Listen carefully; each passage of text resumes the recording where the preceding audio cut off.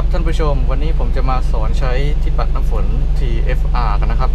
หลายคนก็คงจะงงว่าก้านที่ปัดน้ำฝนไปไหนเนี่ย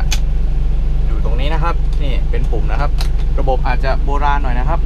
มีทั้งหมด3แบบนะครับก็คือมี in มี low และก็ high นะครับตามสเต็ปก็เหมือนกับรถใช้งานทั่วไปเลยนะครับอันนี้คือฉีดน้ำนะครับดันเข้าไปทางขวาครับเพื่อฉีดน้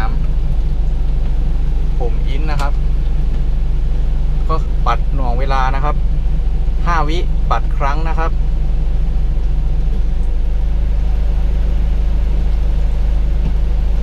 ปุ่มโลนะครับก็คือปัดถี่นะครับแต่เป็นระดับความเร็วที่ช้าแล้วก็ปุ่มไฮนะครับอันนี้ไม่ค่อยได้ใช้สักเท่าไหร่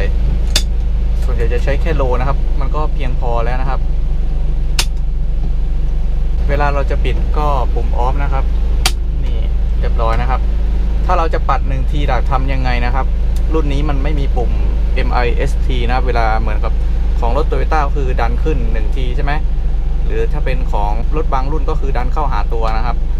แต่คันนี้มันทำไม่ได้นะครับก็คือเราต้องกดปุ่ม in แล้วก็กด off ไปอย่างนี้เรื่อยๆนะครับ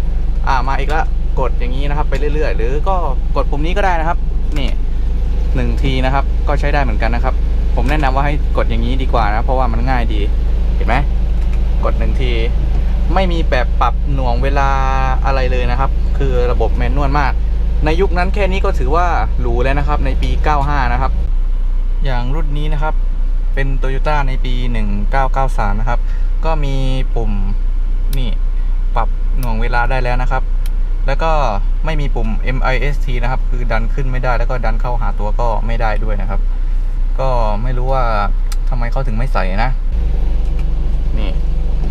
โอเคครับคลิปนี้สั้นๆนะครับ